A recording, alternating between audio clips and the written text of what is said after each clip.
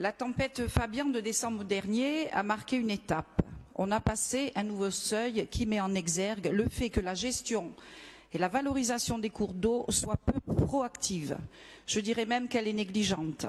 Parfois, au nom de considérations liées aux vivants aquatiques, amphibiens, à la protection de l'environnement.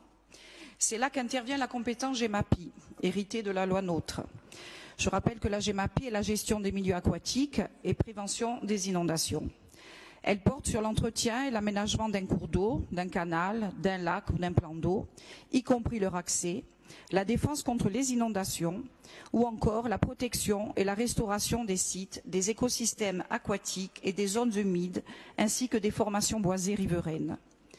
L'exercice de cette compétence par les EPCI nécessite des travaux d'aménagement des cours d'eau pour la protection des populations et des besoins d'investissement qui s'avèrent importants. La quasi-totalité des intercommunalités de l'île, comme les communes d'ailleurs, sont territorialement découpées en tenant compte des réalités géographiques et fluviales.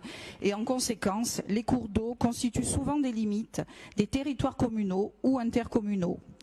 La gestion de cette compétence pose un problème concret lorsqu'un cours d'eau sépare deux EPCI pour savoir qui est compétent pour assurer la GEMAPI sur le cours d'eau en question.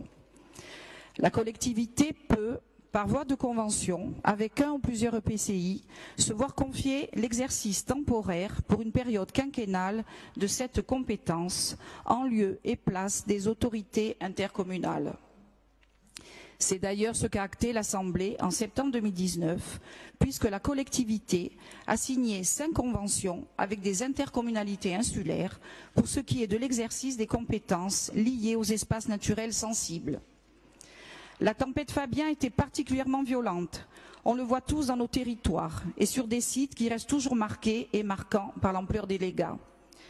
Le Rizanès, le Prounet, la Pichatay, la Ocana, les rives et rivières sont jonchées de tôles, de plastique, de frigos, sans compter les embâcles.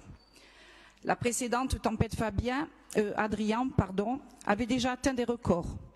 Le réchauffement et le dérèglement climatique allant croissant, nous nous devons d'anticiper ce type de catastrophe naturelle.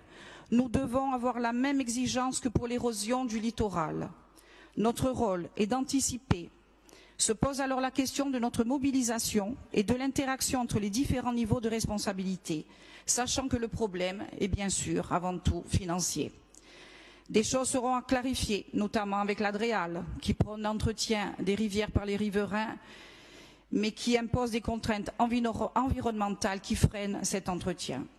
Le sens de ma question porte donc sur la recherche d'une clarification des compétences, ou plutôt d'une mutualisation, pour que la GEMAPI soit pleinement opérationnelle et efficace, avec pour objectif l'entretien des cours d'eau comme seul moyen préventif des crues et inondations. Est-il envisagé, Monsieur le Président, ou du moins est-il envisageable que les mécanismes de conventionnement entre la collectivité et les intercommunalités puissent être généralisés? Je vous remercie.